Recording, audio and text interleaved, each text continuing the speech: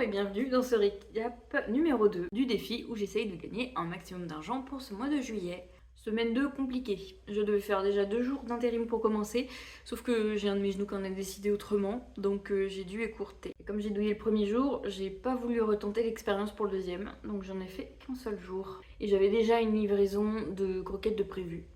Et du coup, le deuxième jour, à défaut d'avoir fait la deuxième journée d'intérim, j'ai découvert l'application Joko à la place. Pour plus de détails, je vous laisserai aller voir la journée numéro 7 dans les shorts. Donc pour résumer ce jour 8, avec la journée d'intérim plus les croquettes, moins le carburant, on est à 80,50€. Et le jour suivant, avec la cagnotte Joko, on est à 1,23€.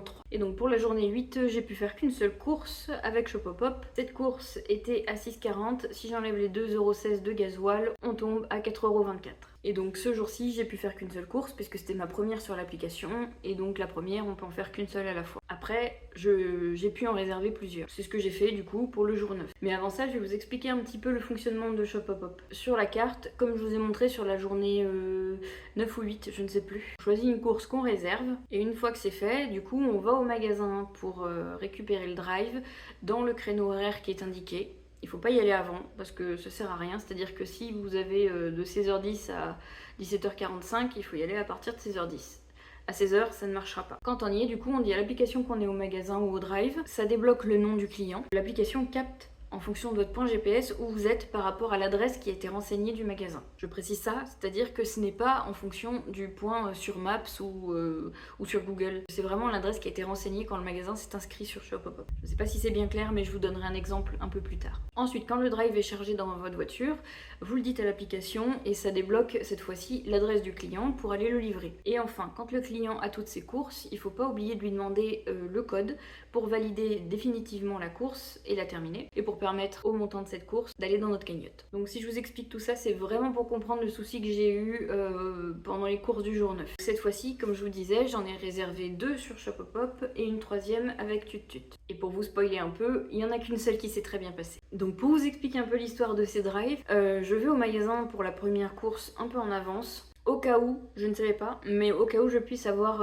la commande un peu plus tôt, parce que mes 3 courses s'enchaînent et donc j'ai pas vraiment de temps entre les courses. Donc du coup j'ai attendu dans le magasin. Donc à l'heure prévue. Je dis à l'application que je suis au magasin et sauf que elle me dit non, je suis pas d'accord, tu n'y es pas. Je vais au centre d'aide, sur le centre d'aide dans l'application pour lui dire bah ça déconne. Donc il y a un chatbot qui me dit qu'on va me contacter d'ici 7-8 minutes. En attendant, je réessaye. En fait, je réessaye, j'ai même éteint mon téléphone et rallumé, j'ai réessayé, rien.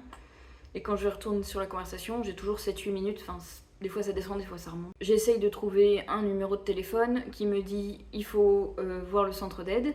J'ai envoyé un mail du coup, j'ai demandé de me rappeler rapidement. Vraiment aucune nouvelle. Je retente une deuxième conversation avec le chatbot, cette fois je reste dessus pour avoir le décompte des 7-8 minutes qui se fait. Et après ça, plus rien, il n'y a plus de décompte, il se passe rien. Et en fait je me suis rendu compte que le point du magasin n'était pas à l'endroit du magasin justement, il était à 5 minutes plus loin. Je vais pas perdre plus de temps, à ce moment-là déjà ça fait 40-45 minutes hein, déjà, depuis le début du créneau. Donc je vais à ce point, ça marche parce que je suis dans la zone, et donc je reviens, du coup comme ça j'ai débloqué le nom du client que je peux donner au magasin. Et juste pour rappel, mes 3 courses s'enchaînent, j'ai pas vraiment de temps entre les courses, donc en gros là en fait je pense que juste que l'adresse a été mal renseignée du magasin, au lieu de par exemple mettre 512 avenue Charles de Gaulle, il y avait juste marqué avenue Charles de Gaulle. Donc une fois que tout ça c'est bon, je vais à l'adresse des clients. Là, jusque là, tout va bien. Sauf que je sonne pendant une dizaine de minutes et il n'y a personne. Je commence à faire la procédure de l'application pour dire que le client n'est pas là. Et dans cette procédure-là, on nous donne le numéro pour les appeler. Par chance, ils étaient vraiment pile en train d'arriver à ce moment-là. Donc ils arrivent. Et en fait, ils m'ont expliqué que eux, le drive, ils l'avaient annulé parce qu'ils le voulaient pour 15h. En sachant que moi, la course, je l'ai réservée vers 15h30 à peu près. J'ai déchargé leur drive, ils ont été adorables et en plus de ça, j'ai eu droit à un pourboire de 5€. Pour cette première course, j'ai perdu grosso modo 1 heure. Pour rappel, j'ai pas vraiment de temps entre les courses. La seconde course se passe à merveille, tout est fluide, je vais chercher, je récupère, je livre et c'est fini. Et pour vous spoiler un peu, il n'y en a qu'une seule qui s'est très bien passée. Et la troisième, donc qui était avec TutTut, J'arrive au drive et cette fois, du coup, il faut pas donner le nom du client, il faut scanner un code barre. Sauf que ce code barre ne fonctionne pas parce que la livraison a été déjà prévue la veille et il y a un livreur déjà qui était parti, mais sauf qu'il a ramené la livraison. Donc du coup, pour les logiciels du drive, et ben, la commande était marquée comme partie. Là aussi, du coup, j'ai dû appeler le centre d'aide parce que le magasin ne pouvait rien faire. Cette fois, ça s'est passé beaucoup mieux et beaucoup plus simplement. Ils ont donné un numéro que j'ai appelé et la dame a débloqué juste cette étape. C'est-à-dire que j'avais le nom de la cliente et après l'adresse pour la livrer. Et ensuite, je l'ai livré, tout s'est très bien passé. Donc le souci qu'a eu le livreur de la veille, en fait, c'est que le GPS n'indiquait pas la bonne adresse de la cliente.